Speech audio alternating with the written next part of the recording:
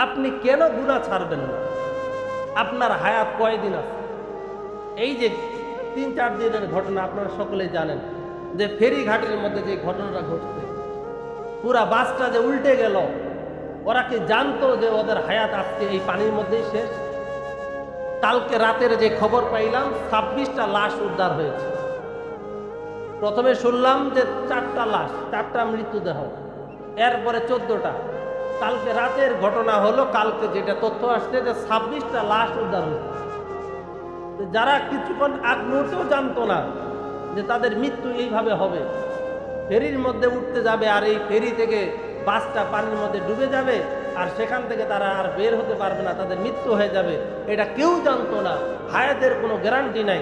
এর আগের কয়েকদিন আগের ঘটনা, ঈদের 2 দিন আগে বা 3 দিন আগের যে ঘটনাটা ঘটছে, 2 লঞ্চের মধ্যে যে ঘষাঘষিটা লাগছিল, যে বাবা, ছেলে এবং বৌমা, বৌমাটা ছিল গর্ভবতী।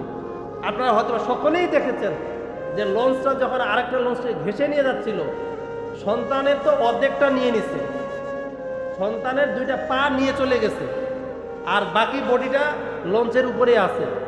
আর বাবার লাশটা যেটা আমরা দেখছি ভিডিওর মধ্যে, লঞ্চের যখন কিনারায় চলে গেছে, বাবার শুধু মাথাটা আছে, আর বাকি পুরা দেহটা, কাপড় যেমন পাতলা হয়ে যায়, পুরা দেহটা, হাত পা পুরা বডিটা পাতলা হয়ে শুধু মাথাটার মতো একবারে পুরাটাই এই নদীর মধ্যে পড়ে গেল, অস্তিত্ব বলতেও নাই।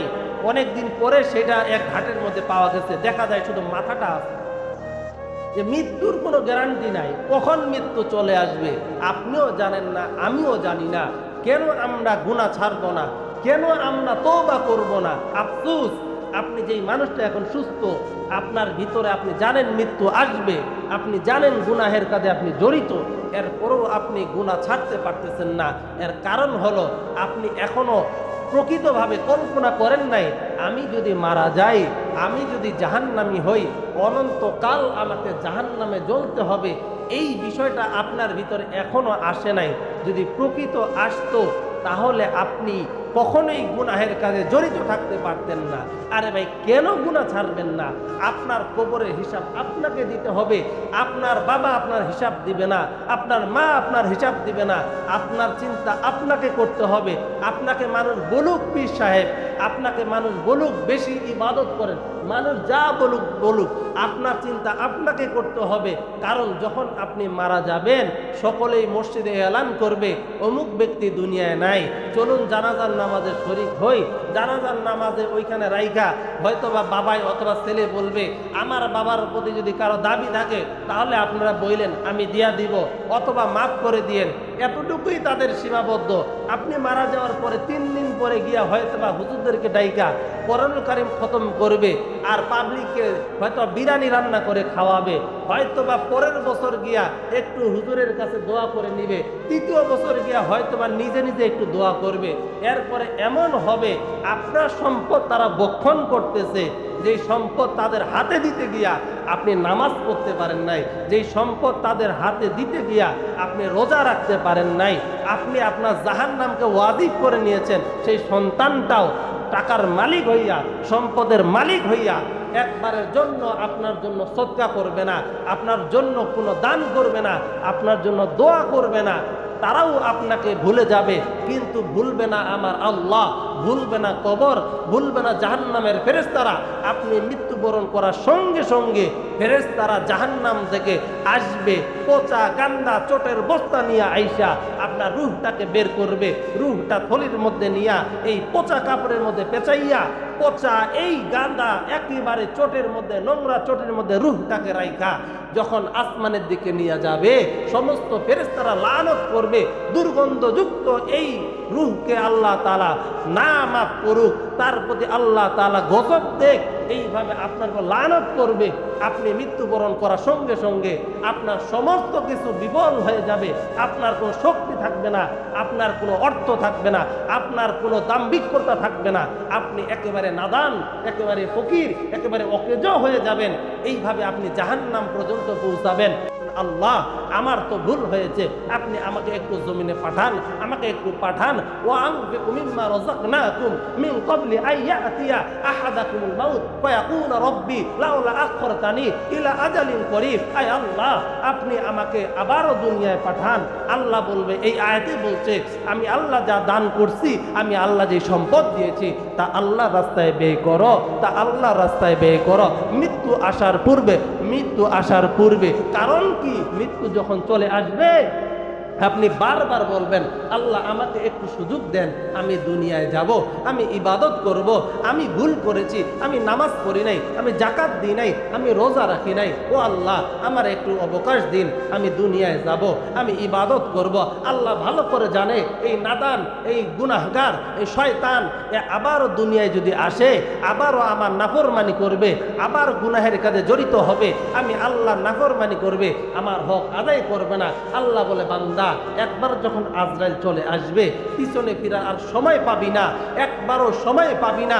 আপনারা সকলেই শুনেছেন একজন জান্নাত তৈরি করছে যে আমি নিজেই জান্নাত তৈরি করব, আল্লাহ তাআলা জান্নাতে যা যা রাখবে আমি তা তা দুনিয়ার জমিনে করব। উনি নিজেই জান্নাত তৈরি করছে, জান্নাতে প্রবেশ করবে, উদ্ভাবন হবে। এমন সময় যাচ্ছে রাস্তার মধ্যে গেটের সামনে, জান্নাতের গেটের সামনে মালাকুল মউত দাঁড়ায় গেছে। ওই তুই কই যাস, একটু দাঁড়া। কয় আমি আমার জান্নাতে যাব। কয় তোমার আর সময় নেই। কেন? আমি হইলাম মালাকুল মউত, তোমার রূহ কবজ করে নিয়ে যাব। সে বারবার বলছে আমাকে একটু সময় দিন, আমি আমার তৈরি করা জান্নাতটা একটু দেখে আসবো, আমাকে একটু অবকাশ দিন। ওই সময় আজরাইল এক বাক্যে বলছে, জান্নাতে যাওয়ার কোনো অনুমতি নাই, তোমার হায়াত এখানেই শেষ, এখান থেকেই তোমার চিরবিদায়ী হতে হবে। ও ভাই, ও বন্ধুগণ, কেন আপনি বুঝবেন না? কেন আপনি বুঝবেন না মৃত্যুর যন্ত্রণা কত কঠিন, কত কঠিন? যদি আপনারা অনুধাবন করতেন, এখানেই আপনারা বুঝতে পারবেন। যখন সমস্ত মানুষগুলোকে, সমস্ত মাখলুকাতের রূহ কবজ করা হয়ে যাবে, আল্লাহ এইবার বলবে, ও আজরাইল তুমি তোমার রূহ কবজ করে আমার হাতে দাও। আজরাইল বলে, আল্লাহ আমি পারবো না। বলে, তোমাকে দিতে হবে। তুমি দেখো যন্ত্রণা কত কঠিন। ওনার রূহটা যখন কবজ করা হবে, ওই সময় আজরাইল এত বিকট আওয়াজ করবে।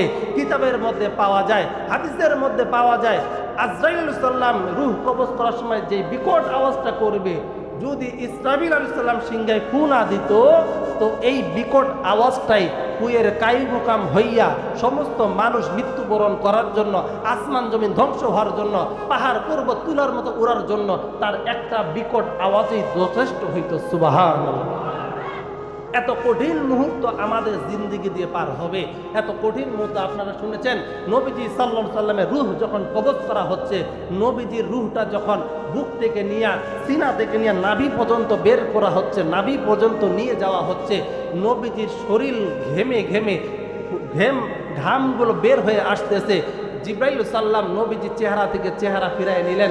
নবীজি বলেন, ও জিব্রাইল তুমি কেন আমার দিকে আর তাকাও না? কেন আমাকে কি দেখতে ভালো লাগে না? আমার চেহারা কি তোমার পছন্দ হয় না? জিব্রাইল বলেন, নবী গো, আপনার চেহারায় যে আর তাকাইতে পারতেছি না গো নবী, আপনার চেহারা যে একেবারে ফ্যাকাশে হয়ে গেছে গো নবী, আপনার চেহারার মায়ায় আমি পড়ে যাচ্ছি গো নবী। ও নবী, আপনার অনেক যন্ত্রণা হচ্ছে, আমি এই চেহারার দিকে তাকাইতে পারতেছি না। ও মুসলমান বন্ধুগণ, আমার নবীজির রূহ কবজের কঠিন যন্ত্রণা যদি এমন হয়, আপনি তো 5 ওয়াক্ত নামাজও পড়েন না, 2 ওয়াক্ত পড়েন, অনেকে আছে পড়েনই না, অনেকেই শুধু জুমা পড়েন, অনেকে আছে জুমাও পড়েন না, অনেকে আছে শুধু ঈদের নামাজ পড়েন। আফসোস, অনেকে এমন আছে ঈদের নামাজও পড়ে না। এরা মৃত্যুবরণ যখন করবে, এদের মৃত্যুর যন্ত্রণা কেমন হবে, কেমন হবে, এটা আর কি বুঝাবো, আমার আর বুঝে আসে না। কোন কথাটা বুঝলে আপনারা ইমানদার হবেন, কোন কথাটা বললে আমার দিলের ভিতরে ভয় আসবে। মাঝে মধ্যে আমারও ভয়টা উদাসীন হয়ে যায়, আমিও ভয় থেকে চলে যাই, আমারও দিলের ভিতরে জাহান্নামের ভয়টা কাজ করে না। কেন জানি মনে হয় আমিও জাহান্নামী। কারণ যেই ব্যক্তিরা জাহান্নামী হবে, আল্লাহ বলছেন, খতামাল্লাহু আলা কুলুবিহিম ওয়া আলা সামিইহিম ওয়া আলা আবসারিহিম গিশাওয়াতুন ওয়া লাহুম আযাবুন আযীম। বান্দার প্রতি আল্লাহ যখন নারাজ হয়ে যাবে, আল্লাহ লানত যখন বান্দার উপরে পড়ে যাবে, তখন আল্লাহ তাআলা তার কলবে মোহর মেরে দিবে, তার কানের মধ্যে মোহর মেরে দিবে, তার চোখের সামনে পর্দা দিয়ে দিবে। তখন বান্দা শুনেও আর শুনবে না, দেখেও আর দেখবে না, বুঝেও আর বুঝবে না।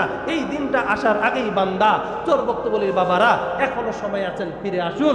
বহু ওয়াজ শুনেছেন, বহু নসিহত শুনেছেন, আর কত শুনবেন, আর কত মিষ্টি মিষ্টি সুরের বয়ান শুনবেন, আর কত গান বাজনা শুনবেন, আর কত সুরালো বক্তার কণ্ঠে ওয়াজ শুইনা দিল শান্ত কইরা বাসায় যাবেন, আবার নামাজ ত্যাগ করবেন।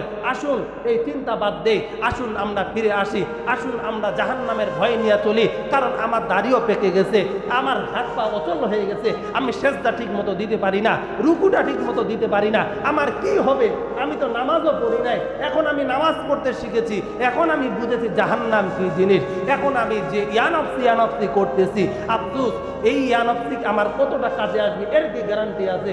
যার সারা জীবনে ইবাদত নাই, শুধু কেবলমাত্র দাড়ি পাকার পরে ইবাদত শুরু করছে, তার চিন্তা করা দরকার, যখন আমার দাড়িটা কালো ছিল তখন তো আমি নামাজেই পড়ি নাই, তখন তো আমার হাত পা সচল ছিল, ইচ্ছা মতো রুকুও দিতে পারতাম, সেজদাও দিতে পারতাম। এখন তো আর পারবো না, এখন তো কোনো মতো শুধু কেমন যেন ব্যাঙ্গের ছাতার মতো মাথাটা হালাবো, কুকুরের মতো সেজদা দিব। এই সেজদা আল্লাহর কাছে কবুলই হবে কিনা এর কি গ্যারান্টি আছে? ও যুবক ভাইয়ারা, আর কত তোমরা ফাহেসা গান বাজনা শুনবা, আর কত বাইরে ঘোরাঘুরি করবা? আসুন আমরা এখনই তওবা করি, এখনই আমাদের শেষ সময় হতে পারে, আজকে আপনার হায়াতে শেষ মুক্ত হতে পারে। কথা বলুন ঠিক কিনা?